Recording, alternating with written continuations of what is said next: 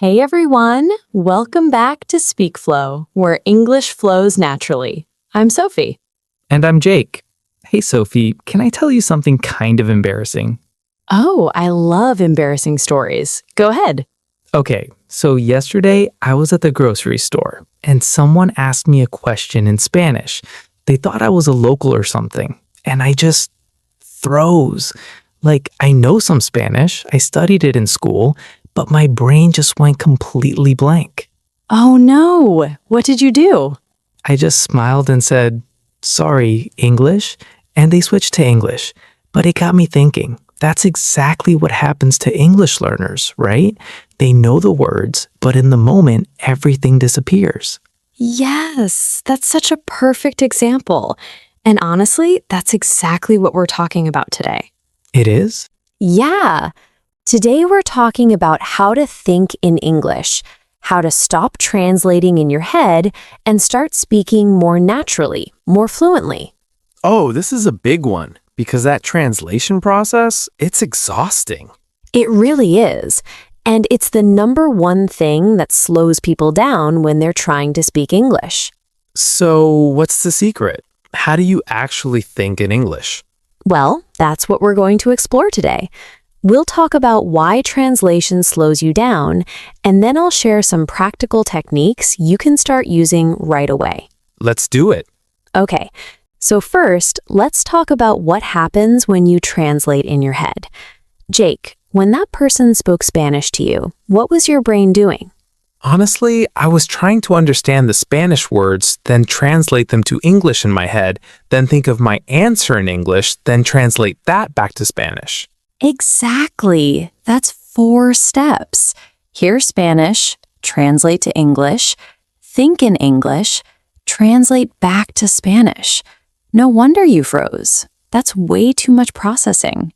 It's like a traffic jam in your brain. Perfect way to describe it. And that's what happens to English learners too.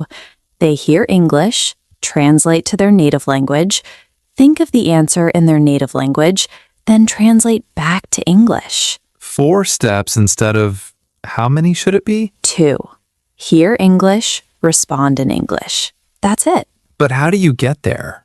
I mean, when you're learning, translation feels necessary. It does at first. And here's the thing. Translation isn't bad when you're starting. It's actually how everyone learns. The problem is when you stay there. So it's like training wheels on a bike. Exactly. Training wheels help you learn, but at some point you need to take them off. Otherwise, you'll never really ride freely. Okay, that makes sense. So how do we take off the training wheels? Let me share some techniques that really work. The first one is something I call direct association. Direct association? Yeah. So right now, when you think of the word apple, what happens in your brain? I just see an apple, the fruit. Red, round. Exactly. You don't think apple means masa or whatever the word is in another language. You just see the image. The word and the image are directly connected. Oh, I see where you're going. English learners need to do the same thing. Right. Instead of connecting apple to the word in your native language, connect apple directly to the image of an apple. So it's word to image, not word to word. Exactly. Let me give you an example. Think of the word coffee. Don't translate it. Just picture coffee. The smell, the cup, the color. Now I want coffee. But see, you didn't need to translate. You just connected the word to the experience of coffee. That's actually really cool.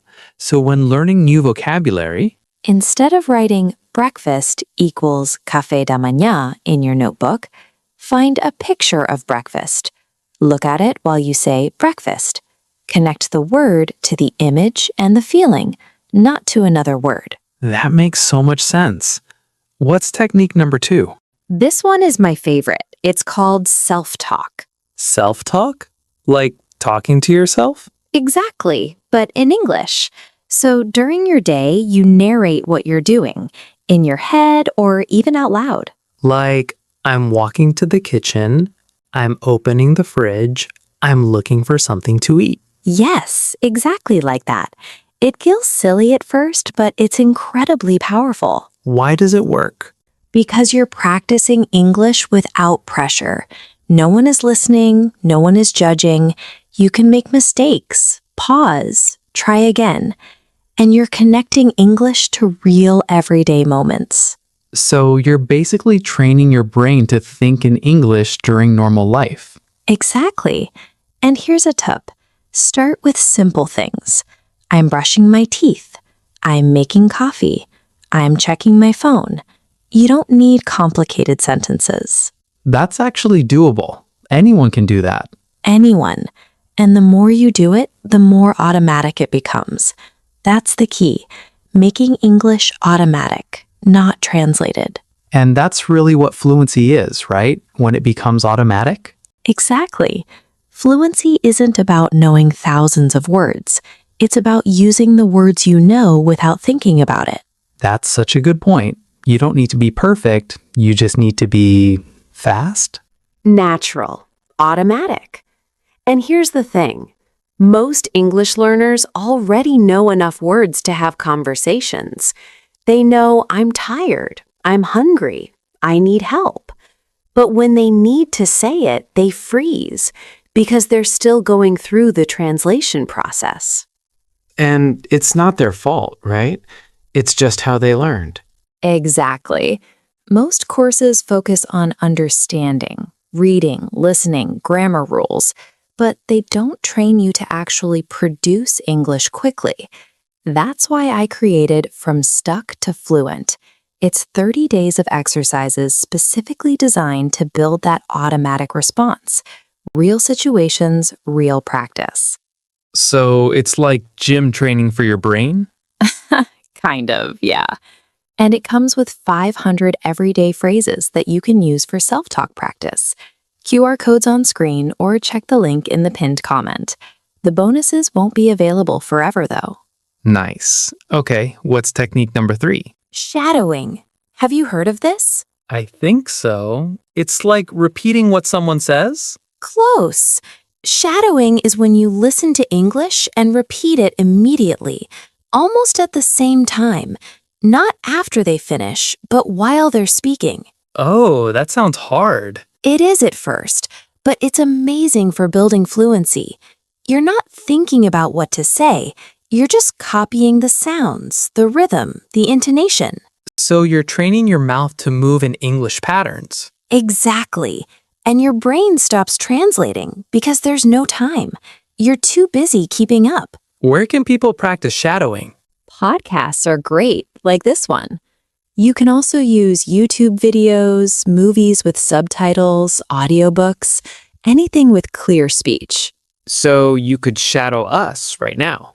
Try it. Repeat after me, but try to keep up. I want to think in English. I want to think in English. Good. Now faster, almost with me. I want to think in English. I want to think in English. Oh, that's tricky when it's fast. But notice, you didn't translate, you just repeated. That's the power of shadowing. That's cool. What's the 4th technique? This one is really important. Think in phrases, not individual words. What do you mean? So instead of learning I plus am plus hungry as separate words, learn I'm hungry as one unit. One phrase, one meaning. Like a chunk of language. Exactly.